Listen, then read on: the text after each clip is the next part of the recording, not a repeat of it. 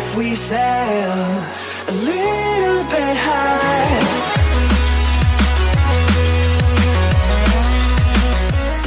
සුබ දවසක් මගේ යාළුවා හැමෝටම. ඔයාලා කමෙන්ට් කරලා මහන්න කියා දෙන්න කියන දුම් අනිවාර්යෙන් අපි ඔයාලට කියා දෙනවා. ගොඩක් අය අපෙන් ඉල්ලලා තිබුණා ඒ ලයින් ගවම මහන්න කියා දෙන්න කියලා. ඉතින් ඒ හින්දම අපි අද ඔයාලට කියා දෙන්න ඒ ලයින් ප්ලේයාඩ් ගවම මහන විදිය. මම අද ඔයාලට අත් නැතුව ඒ ලයින් ගවම මහන විදිය තමයි කියා දෙන්නේ.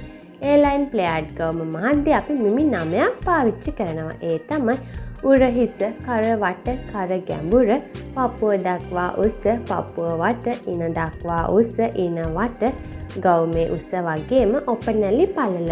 දැන් අපි මිමි මැනගමු. උරහිස මිම්ම මනිද්දි මේ විදියට උරහිස දෙපස දෙක අතර දුර මැනගන්න. කර වට මිම්ම මනිද්දි මේ විදියට කර වටේට ටේප් එක තියලා කර වට මිම්ම බුරුලට මැනගන්න. කර ගැඹුර මනිද්දි කන් පෙත්ත කෙලින් පහළට උරහිසේ සිට අවශ්‍ය උසකට කර ගැඹුර මැනගන්න. පපුව දක්වා උස මනිද්දි කන් පෙත්ත කෙලින් පහළට උරහිසේ ඉඳන් පපුව දක්වා උස මැනගන්න. පපුව වට මිම්ම මනිද්දි පපුව දක්වා උස මැනපු තැන වටේට ටේප් එක තියලා පපුව වට ප්‍රමාණය මේ විදියට මැනගන්න. ඉන දක්වා උස මනිද්දිත් කන් පෙත්ත කෙලින් පහළට උරහිසේ ඉඳන් ඉන දක්වා උස මැනගන්න. ගවුමකදී අපි ඉන විදියට මනින්නේ පපුවත් බඩත් අතර මැද කොටස ඉන වට මිම්ම මනිද්දි මේ විදියට ඉන දක්වා උස මැනපු තැන වටේට ඉන වට මිම්ම මැනගන්න. ගවුමේ උස මනිද්දි කන් පෙත්ත කෙලින් පහළට උරහිසේ ඉඳන් අවශ්‍ය උසකට ගවුමේ උස මිම්ම මැනගන්න. ඔපනැලි පල්ල මනිද්දි මේ විදියට පපුවේ පොයින්ට් දෙක අතර දුර මැනගන්න. මේ තියෙන්නේ මම අද මැනගත්තු මිමි. උරහිස අඟල් 14යි, කර වට අඟල් 14.5යි, කර ගැඹුර අඟල් 4යි, පපුව දක්වා උස අඟල් 10යි, පපුව වට අඟල් 36යි, ඉන දක්වා උස අඟල් 14යි, ඉන වට අඟල් 30.5යි, ගවුමේ උස අඟල් 36යි, ඔපනැලි පළල අඟල් 7යි. මේ විදියට මැනගත්තු මිමි ලකුණු කරගන්න කලින් ගණනය කරගන්න ඕන. උරහිස මිම්ම දෙකෙන් බෙදලා අඟල් භාගයක් එකතු කරන්න. උරහිස මිම්ම අඟල් 14ක් නිසා අඟල් 14 දෙකෙන් බෙදලා ලැබෙන පිළිතුර උන අඟල් 7ට අඟල් භාගයක් එකතු කරලා ලැබෙන පිළිතුර අඟල් 7.5 පිළිතුර විදියට ගන්නවා. පපුව දක්වා උසට අඟල් 1.5ක් එකතු කරන්න. පපුව දක්වා උස අඟල් 10ක් නිසා අඟල් 1.5ක් එකතු කරලා පිළිතුර අඟල් 11.5 විදියට ගන්නවා. ඉන දක්වා උසට අඟල් භාගයක් එකතු කරන්න. ඉන දක්වා උස අඟල් 14ක් නිසා අඟල් භාගයක් එකතු කරලා ලැබෙන අඟල් 14.5 පිළිතුර විදියට ගන්නවා. ගවුමේ උසට අඟල් 1.5ක් එකතු කරන්න. ගවුමේ උස අඟල් 37ක් නිසා අඟල් 1.5ක් එකතු කරලා පිළිතුර අඟල් 38.5යි කියලා ගන්නවා. පපුව වට මිම්ම මනිද්දි පපුව වට 4න් බෙදලා අඟල් 1.5ක් එකතු කරන්න. පපුව වට අඟල් 36ක් නිසා 4න් බෙදලා ලැබෙන පිළිතුර වන අඟල් 9ට අඟල් 1.5ක් එකතු කරලා පිළිතුර අඟල් 10.5යි කියලා ගන්නවා. ඉන වට මිම්ම අඟල් 4න් බෙදලා දෙකක් එකතු කරනවා. ඉන වට මිම්ම අඟල් 30.5ක් නිසා 4න් බෙදලා ලැබෙන පිළිතුර අඟල් 7යි 8න් 5ට දෙකක් එකතු කරලා පිළිතුර අඟල් 9යි 8න් 5යි කියලා ගන්නවා. රැගල් උස හොයද්දී පපුව වට අඟල් 34ට අඩු කෙනෙක් නම් පපුව වට 4න් බෙදන්න. පපුව වට 34 හෝ ඊට වැඩි කෙනෙක් නම් උරහිස මිම්ම දෙකෙන් බෙදන්න.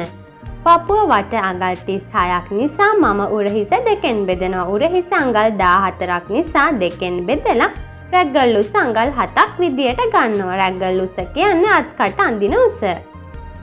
ගවුමේ වාටිය රේඛාව ලකුණු කරද්දි කෙට්ටු කෙනෙක් නම් ඒ කියන්නේ උකුල වට 34 හෝ ඊට අඩු කෙනෙක් නම් වාටිය රේඛාවේ දිග අඟල් 15 ගන්න. මහත කෙනෙක් නම් ඒ කියන්නේ උකුල වට 34ට වැඩි කෙනෙක් නම් වාටිය රේඛාවේ දිග අඟල් 18 ගන්න.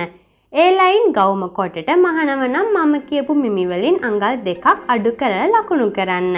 මම ගවුම කොටට මහන්නේ. ඉතින් උකුල වට අඟල් 34ට වැඩි නිසා මම අඟල් 18.5න් අඟල් 2ක් අඩු කරලා වාටිය රේඛාවේ දිග අඟල් 16.5ක් කියලා ගන්නවා. ඔයාලා කැමති නම් වාටියේ දිග අඩු කරගන්න. මීට අඩුවට උනත් වාටිය රේඛාවේ දිග ගන්න පුළුවන්. ඔපනැලි පළල දෙකෙන් බෙදන්න. ඔපනැලි පළල අඟල් 7ක් නිසා දෙකෙන් බෙදලා පිළිතුර අඟල් 3.5ක් කියලා මම ගන්නවා. කර වට 4න් බෙදලා අඟල් භාගයක් අඩු කරලා පෙර කර පළල ගණනය කරගමු. කර වට අඟල් 14.5ක් නිසා 4න් බෙදලා අඟල් 3යි 8න් 5ට අඟල් භාගයක් අඩු කරලා අඟල් 3යි 8න් 1 පිළිතුර විදියට ගන්නවා. කර ගැඹුර ලෙස ගත්ත අඟල් 4 ඒ විදියටම අපි ලකුණු කරගන්නවා. දැන් අපි බලමු ඒ ලයින් ගවුම මහන්න අපිට ඕන මොනවද කියලා. 45 පල්ල රෙදි මීටර 2ක් හෝ රෙදි මීටර 2.5ක්. 60 පල්ල රෙදිය අර 1.3 කාලක් හෝ යාර 2යි කාලක්. අද මම පාවිච්චි කරන්නේ 45 පල්ල රෙදි මීටර 2ක්. ගැලපෙන වර්ගයේ නූල් එකක් පාවිච්චි කරන්නත් අමතක කරන්න එපා. මේ විදියට රෙදි කෑල්ල දිග අරගෙන හොඳ පිට ඇතුළට හිටින විදියට බලවාටි දෙක එක මත එක තියාගෙන නවා ගන්න.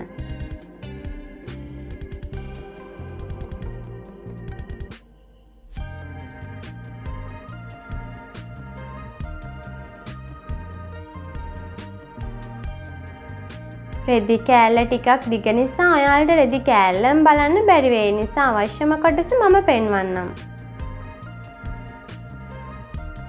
මේ විදියට මුළු රෙදි කෑල්ලම නවා ගන්න. ඒත් මට අවශ්‍ය වෙන්නේ මේ වගේ රෙදි පෙටවල් දෙකක් නිසා මම මේ කොටස නවාගෙන තියාගන්නවා. නැත්තම් ඔයාලට පැහැදිලිව පේන්නේ නැති නිසා දැන් අපිට ඉදිරිපස පළුව කපන්න අවශ්‍ය රෙදි කොටස විතරයි ඔයාලට පේන්නේ. මේ විදියට රෙදි කැබැල්ල කෙලවරින් නැම්ම ළඟ ඉඳන් බලවාටිය පැත්තට කෙලින් ඉරක් අඳින්න.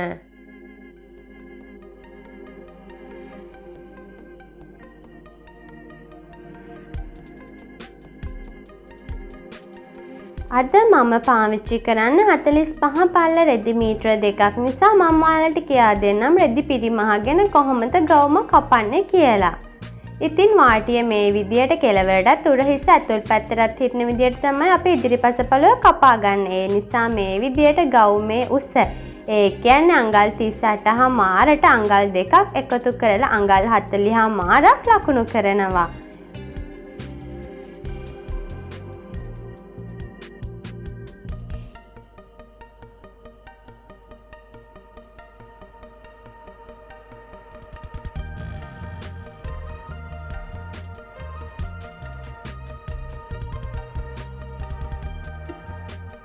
මේ අඟල් 40.5 ලකුණු කරපු ලක්ෂ දෙක මේ විදියට යා කරගන්නවා.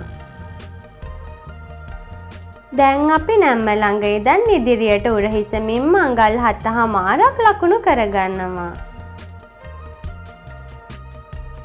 මේ ලකුණු කරපු තැන ඉඳන් පහළට අඟල් 1.5ක් මේ විදියට ලකුණු කරගන්නවා.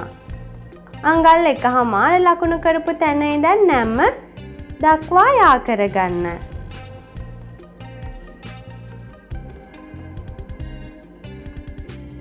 දැන් අපි මේ විදියට ඇඳපු ඉරෙත් උරහිසමින්ම අඟල් 7.5ක් නැවත ලකුණු කරගන්නවා.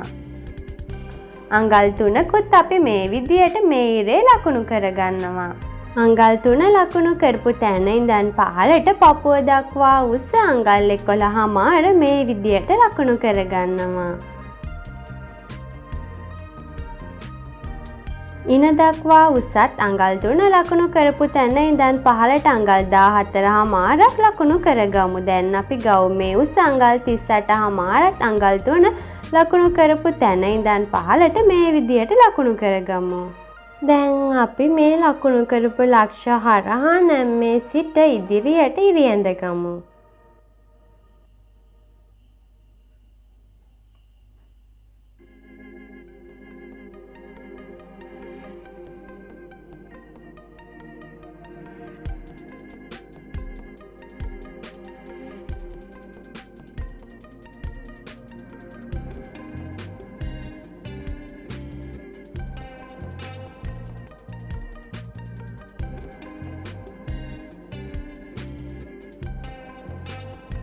අපි ඉන දක්වා උස ලකුණු කරපු රේඛාව ඉන වටමින්ම අඟල් 9.8න් 5 ලකුණු කරගන්නවා. ගවුමේ උස ලකුණු කරපු රේඛාවේ ගණනය කරගත් අඟල් 16.5 වාටිය වටමින්ම විදියට ලකුණු කරගන්නවා. දැන් අපි ඉහළ කෙළවරේ නැම්ම ළඟ ඉඳන් පහළට රැගල් උස අඟල් 7ක් ලකුණු කරගන්නවා. මේ ලකුණු කරපු ලක්ෂය හරහා ඉරක් ඇඳ ගන්නවා.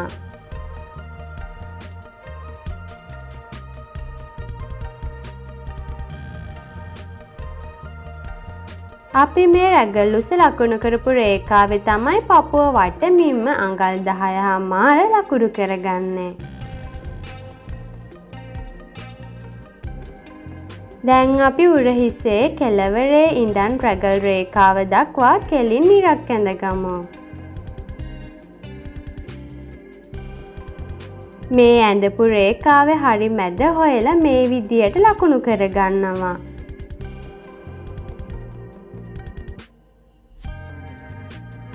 මේ ලකුණු කරපු තැන ඉඳන් අඟල් භාගයක් නැම්ම පැත්තට ලකුණු කරලා උරහිස කෙළවරේ ඉඳන් අඟල් භාගය ලකුණු කරපු ලක්ෂය හරහා රැගල් රේඛාව දක්වා යා කරගන්නවා. දැන් අපි රැගල් රේඛාවේ සිට ඉහළට අඟල් 1.5ක් මේ විදියට ලකුණු කරගන්නවා. අත් නැතුව මහන ගවුමක් නිසා තමයි ඉහළට අඟල් 1.5ක් ලකුණු කරන්නේ. අපි මේ අඟල් 1.5 ලකුණු කරපු තැන ඉඳන් රැගල් රේඛාවේ පපුව වටමින්ම ලකුණු කරපු තැනට හැඩ රේඛාවක් ඇඳ ගන්නවා.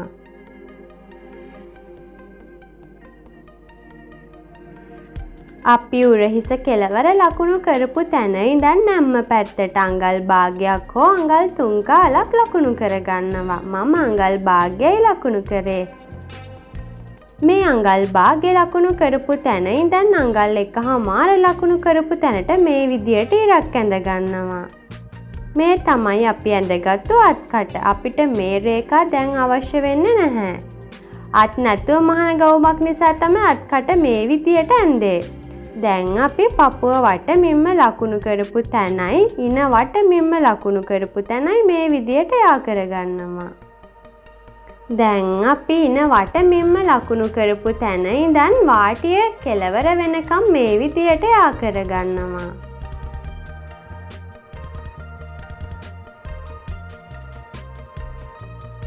ඔයාලට පේන්න ඕන නිසා මම මේ රේඛාව ටිකක් තදට ඇඳ ගන්නවා.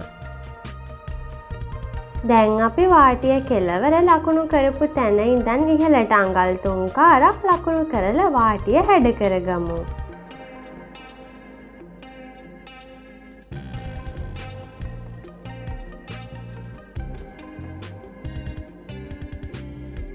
ඔපනැලි පල්ල සඳහා ගණනය කරගත්තු අඟල් 3.5 ඉන දක්වා උස ලකුණු කරපු රේඛාවේ ලකුණු කරගන්නවා.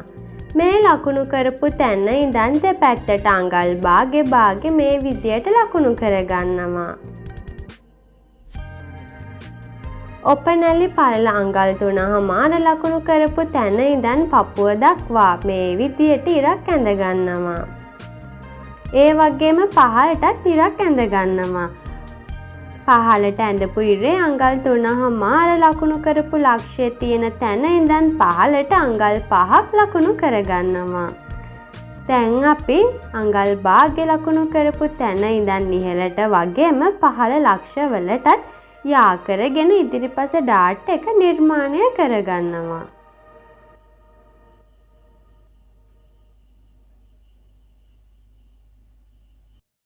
අපි ගවුමේ ඉදිරි පසපළු එක පැත්තකට විතරයිනේ ඩාට් එක ඇඳේ, අනිත් පැත්තටත් ඩාට් එක ඇඳ ගන්න ඕන. ඒ නිසා අපි මේ වගේ කාබන් කොලයකුයි මැහුම් වීල් එකකුයි පාවිච්චි කරනවා. කාබන් කොලය හොඳ පිට මේ විදියට ගවුමේ ඇතුල් පැත්තට තියාගන්නවා. මේ විදියට ඇඳපු ඩාට් එක අඩි රූලක් පාවිච්චි කරලා මැහුම් වීල් එකෙන් මේ විදියට තදට ඇඳගෙන එහා පැත්තට පිටපත්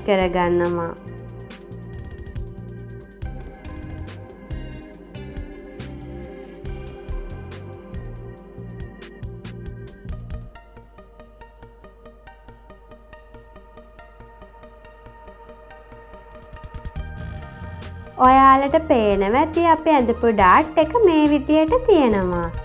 ඔයාලට අවශ්‍ය නම් ඔයාලට පුළුවන් මේ විදියට කෙරවරවල් දෙක හරහා මැදින් ඉරක් ඇඳගන්න. එතකොට ඩාට් එක නවල පහසුවෙන් මහගන්න පුළුවන්.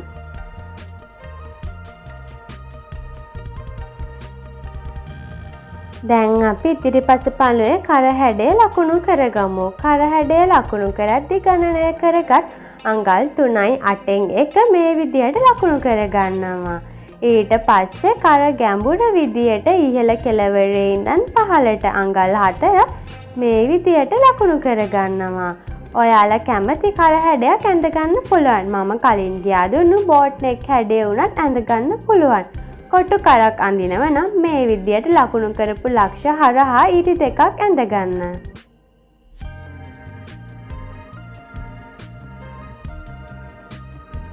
මේ වගේ කොටු කර හැඩයක් ඇඳගන්නත් පුළුවන්. එහෙම නැත්නම් මේ විදියට රවුම් කර හැඩයක් උනත් ඇඳගන්න ඔයාලට පුළුවන්. දැන් අපි ඉදිරිපස පළුව ලකුණු කරගෙන ඉවරයි. දැන් අපි ඉදිරිපස පළුව කපා ගමු.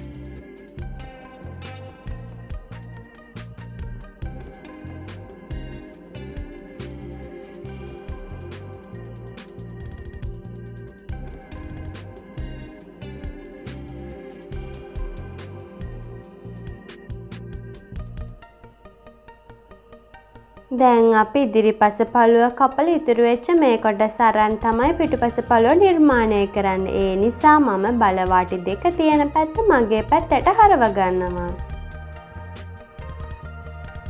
මේ විදියට දෙපැත්තට කපද්දී එක පැත්තට මෝස්තර තියෙන රෙදි පාවිච්චි කරන්න බෑ.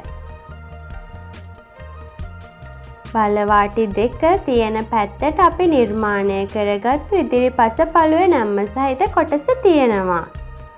අපි මේ ගවුමට ශිපර් එකක් පාවිච්චි කරන නිසා අඟලක් පමණ වැඩිපුර පිටුපස පළුවට එකතු කරගන්නවා. ඒ නිසා බලවාටියේ ඉඳන් ඉදිරියට අඟලක් මේ විදියට ලකුණු කරගමු.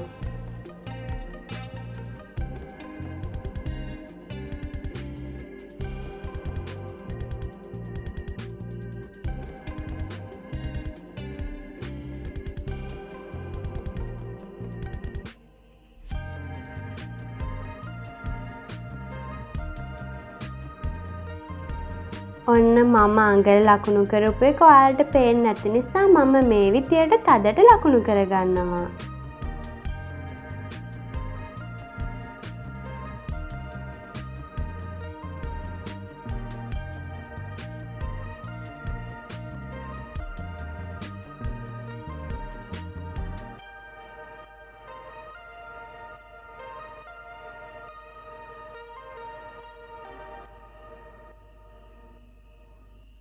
මේ විදියට අඟල ලකුණු කරපු රේඛාවේ උඩින් ඉදිරිපස පළුවේ නැම්ම මේ විදියට තියාගන්නවා. දැන් අපි පිටුපස පළුව නිර්මාණය කරද්දී ඉදිරිපස පළුවේ කර ළඟින් වගේම උරහිස කෙළවරිනුත් ඉහළට අඟලක් ලකුණු කරගන්නවා. මේ විදියට අපි ලකුණු කරපු ලක්ෂ හරහා අඟල ඇඳපු රේඛාව දක්වා ඉරක් ඇඳගන්නවා. මේ විදියට ඇඳපු රේඛාවට ඉදිරිපස පළුවේ කර ළඟින් ඉහළට ඉරක් ඇඳගන්නවා. ඒ වගේම මේ රේඛාව ඉහළ කෙළවරේ ඉඳන් පහළට අඟල් දෙකක් හෝ අඟල් දෙකමාරක් ලකුණු කරගන්න. මම අඟල් දෙකමාරක් ලකුණු කරලා පිටුපස කර හැඩය මේ විදියට ඇඳගන්නවා.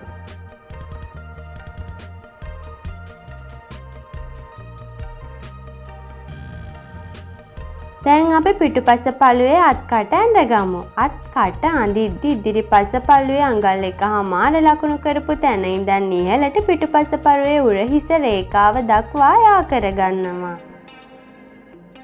මේ විදියට යා කරගෙන පිටුපස අත්කට අඳිද්දි පිටතට වෙන්න තමයි අත්කට හැඩය ඇඳගන්නේ.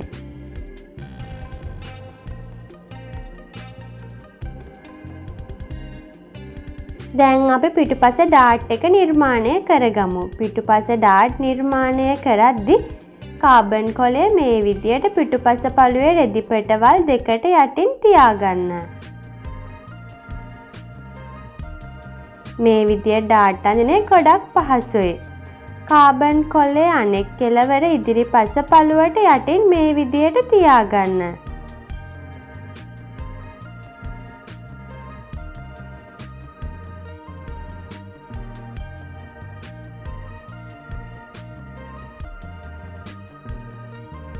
පිටුපස ඩාට් එක අඳිද්දි අපි ඔපනැලි පළල කෙලින් ඉහළට ඇඳපු රේඛාව ඉහළට ඇඳගන්නවා. මේ විදියට පපුව දක්වා උස ලකුණු කරපු රේඛාවට වඩා අඟල් 1.5ක් දෙකක් ඉහළින් ලකුණු කරගන්නවා. මම අඟල් 1.5ක් ලකුණු කරනවා. මේ ලකුණු කරපු තැනට තමයි අපි පිටුපස පළුවේ ඩාට් එක අඳින්නේ. මේ විදියට පිටුපස ඩාට් එකේ උඩ කොටස වැඩිපුර ඇඳට යට කොටස ඒ විදියට නිර්මාණය කරගන්නේ නැහැ. දැන් අපි මේ ඩාට් එක මැහුම් වීල් එකකින් පිටුපස පළුවට පිටපත් කරගමු. පළු දෙකටම එකපාර නිර්මාණය කරගන්න නිසා ටිකක් තදට අඳින්න.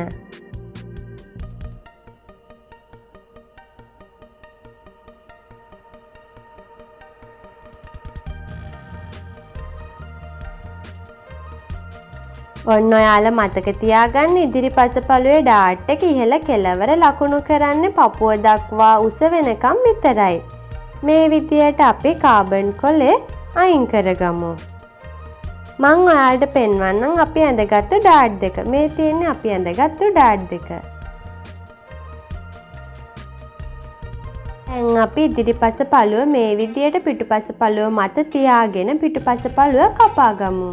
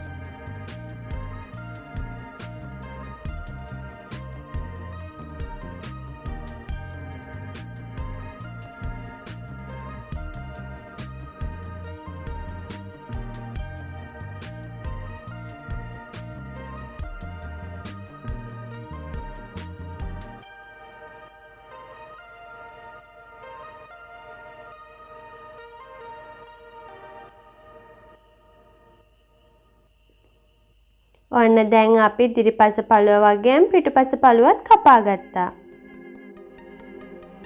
අපි අද කරමහන්නේ කරට පේසිමක් තියලා. ඉතින් මේ වගේ ඉතුරු වුණු රෙදි කොටසකින් පේසිම නිර්මාණය කරගමු. පිටුපස පළුවට පේසිම කපද්දි මේ විදියට රෙදි පෙටවල් දෙකක් තියලා අපි ඒක උඩින් පිටුපස පළුව තියලා මේ විදියට පේසිම කපා ගමු.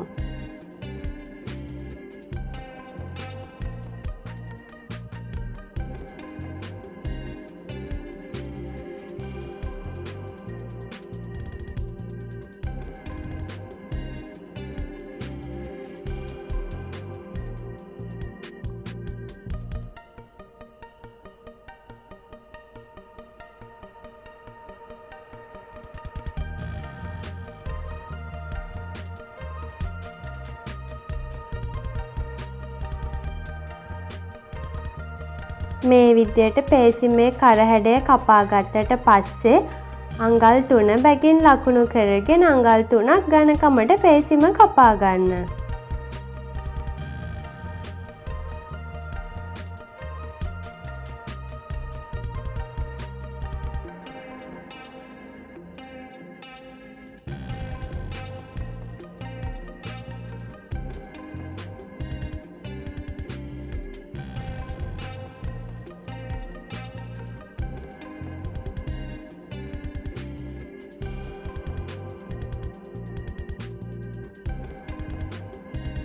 මේ තියෙන්නේ පිටුපස පළුවේ පේසිම. උරහිස පැත්තෙන් මේ විදියට කට් මාක් එකක් දාගන්නවා. එතකොට පේසිම මාරු වෙන්නේ නැතුව කරට අල්ලගන්න පුළුවන්.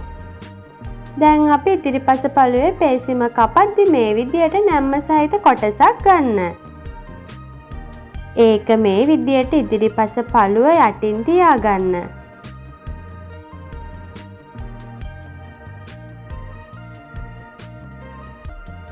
දැන් අපි ඉදිරිපස පළුවේ කර හැඩය උරහිස දක්වා කපා ගමු.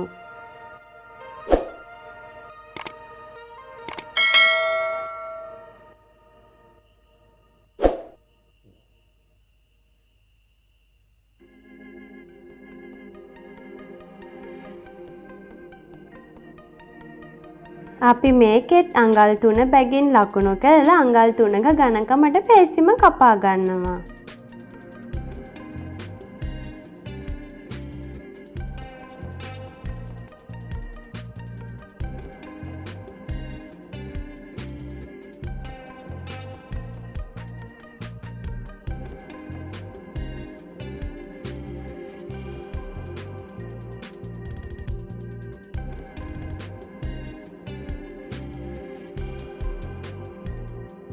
අද මං ඔයාලට කියා දෙන්නත් කඩට බයස් පටියක් නිර්මාණය කරගෙන මහන විදිය. ඒ නිසා අපි මේ විදියට ඉතුරු වෙච්ච රෙදි කෑල්ලක් අරගෙන මේ විදියට ත්‍රිකෝණාකාරව නවා ගන්නවා. මේ විදියට ත්‍රිකෝණාකාරව නවාගත්තු කොටස් කපා ගන්න.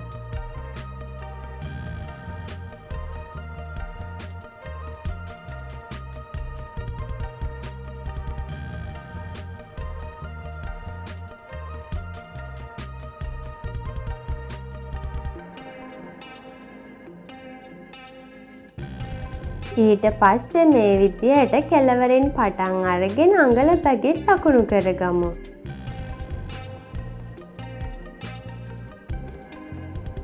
බයස් පටි කෙලින් කපන්නේ නෑ. මේ විදියට තමයි බයස් පටි කපන්නේ.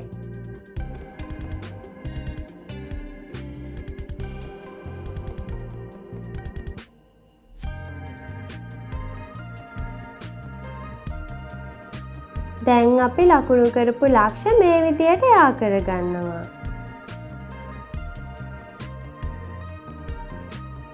බයස් පටි වෙළඳ පොලේ මිලදී ගන්නත් තියෙනවා. ඒත් ඔයාලට පුළුවන් මේ විදියට ගෙදරදිම නිර්මාණය කරගන්න.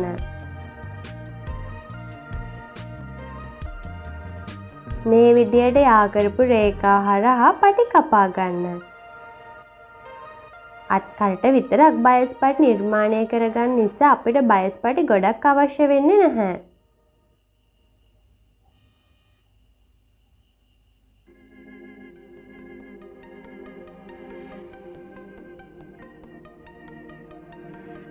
මම දැන් ඔයාලට කියා දෙන්නම් බයස් පටි මූට්ටු කරගන්න විදිය. බයස් පටි මූට්ටු කරද්දි මෙන්න මේ විදියට හොඳ පිට තියලා මේ විදියට ලක්ෂ 2 යාවෙන විදියට තමයි බයස් පටි මූට්ටු කරන්නේ. එතකොට තමයි බයස් පටිය මූට්ටු කරාම හරවල මේ විදියට දිග පටියක් නිර්මාණය කරගන්න පුළුවන් වෙන්නේ. දැන් අපි බයස් පටි ටික නවා ගමු. බයස් පටි නවද්දි මේ විදියට කෙළවරක ඉඳන් පටන්ගෙන දෙකට නවලා අයන් කරගන්න. දෙකට නවලා අයන් කරගත්තට පස්සේ ආයෙත් වරක් මේ විදියට මැද්ද රේඛාවට දෙපැත්තේ කෙළවරල් දෙක හිටන විදියට ඇතුළට හිටන විදියට නවලා අයන් කරන්න. මේ විදියට හොඳට පටි අයන් කරගත්තට පස්සේ මේ වගේ පොඩි කොටසක් තමයි පේන්නේ. ඉතුරු ටික මේ විදියට ඇතුළට හිටින විදියට තමයි නවලා අයන් කරලා තියෙන්නේ. දැන් අපි ඉදිරිපස පළුවේ කරට මේ විදියට පේසිමේ හොඳ පිට තියලා මහගමු.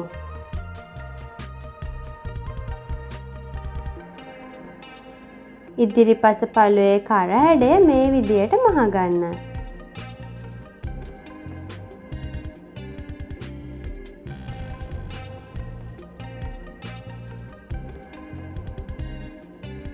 පිටුපස පළුවේ කර හැඩයත් මහගන්න.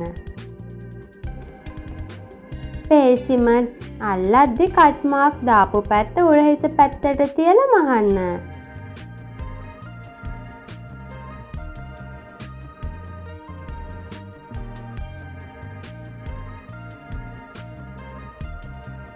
පිටුපස පළුවටත් පේසිම මේ විදියට මහගත්තට පස්සේ මේ විදියට නූල ළඟට වෙනකම් කට් මාක් දාගන්න.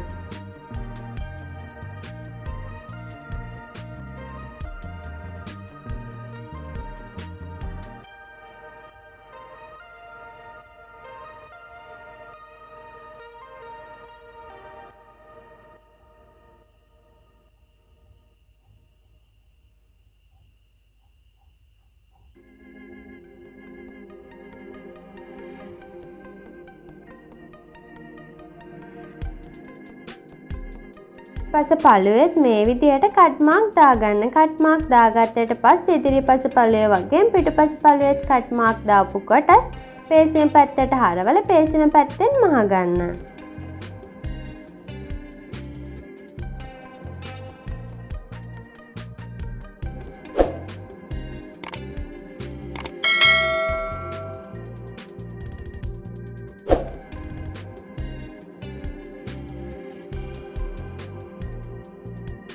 කට් මාක් මේ විදියට පේසිම පැත්තට තියලා මහගත්තට පස්සේ පේසිම මේ විදියට ගවුම ඇතුල් පැත්තට හරව ගන්න.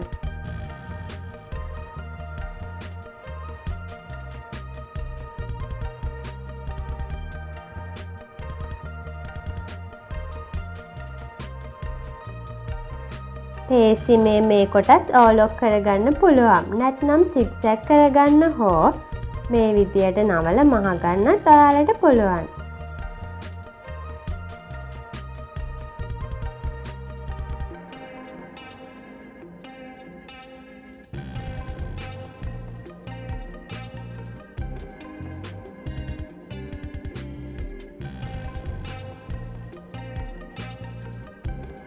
පේසිම මේ විදියට මහගත්තට පස්සේ අපි උරහිස් දෙක මූට්ටු කරගමු.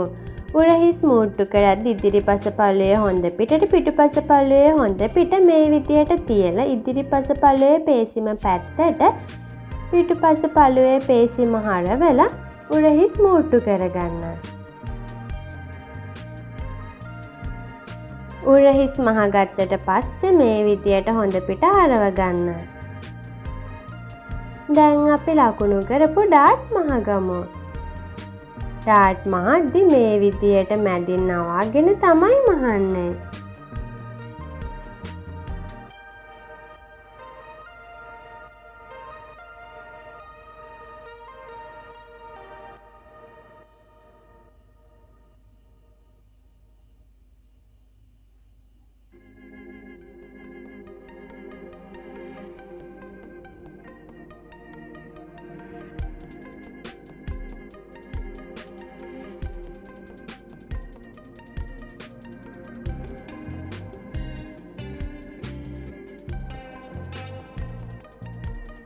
මේ විදියට ඩාට් හතරම මහගන්න. දැන් අපි පිටුපස පළුවේ ශිප එක අල්ලන්න අඟලක් ලකුණු කරපු රේඛාව ඔස්සේ පිටුපස පළුවේ බලවාටි දෙක තියෙන පැත්ත මූට්ටු කරගමු.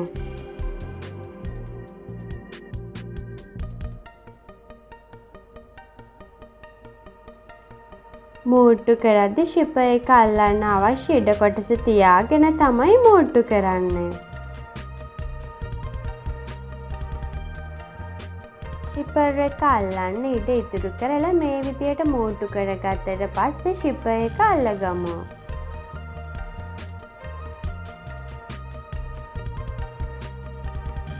මම අද පාවිච්චි කරන්නේ ඉන්විසිබල් ශිප එකක් නිසා ශිප එක මේ විදියට තියලා මහගන්න.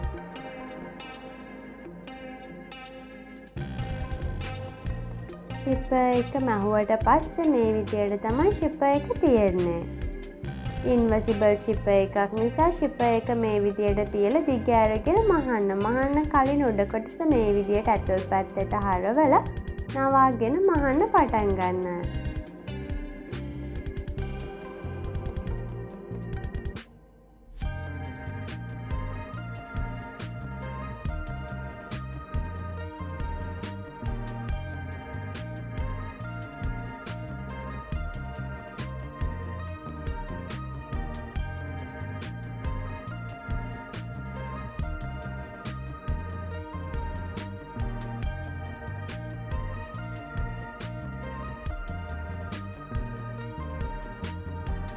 මේ විදියට ශිප එක මහගත්තට පස්සේ අත්කට මහගමු. අත්කට මහද්දි මේ වගේ පොඩි කොටසක් ඉතුරු වෙලා තිබුණොත් අපිට පුළුවන් මේක මේ විදියට තියලා වැඩි කොටස කපලා ඉවත් කරගන්න.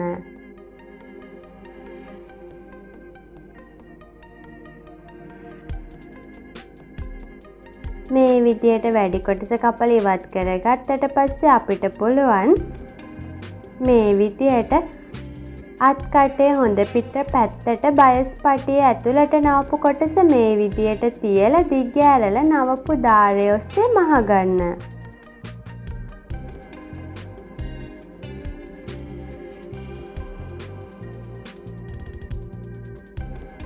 අත්කටේ හොඳ පිට පැත්තට මේ විදියට බයස් පටිය අල්ලගත්තට පස්සේ මේ විදියට ඇතුළට තියෙන කොටස අත්කටේ කන පිට පැත්තට නවලා මහගන්න.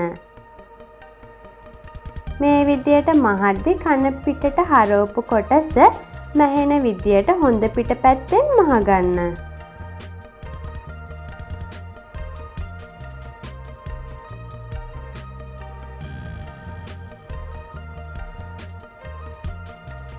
බයස් පටිය අල්ලලා ඉවර වුණාම වැඩිපුර කොටස් මේ විදියට කපලා ඉවත් කරගන්න. ඊට පස්සේ මේ විදියට අත්කට ළඟින් පටන් අරගෙන වාටිය දක්වා අඟල් භාගයක මෙහුම් වාසි තියාගෙන අංශය මූට්ටු කරගන්න.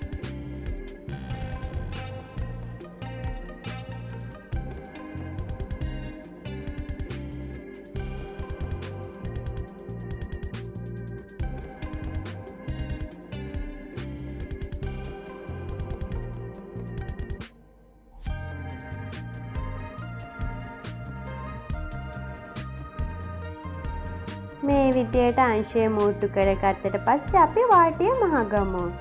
වාටිය මහන්ති මේ විදියට අඟල් භාගයක හෝ අඟලක ගණකමට වාටිය මහගන්න.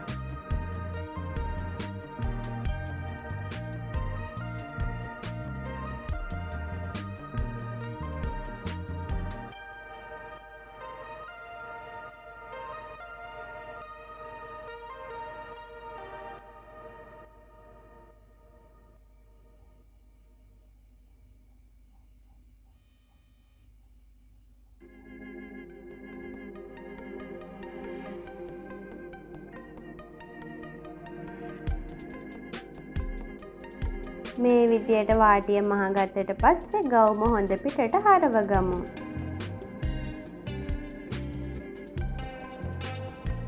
මේ තියෙන්නේ අපි අද මහගත්තු එලයින් ගවුම.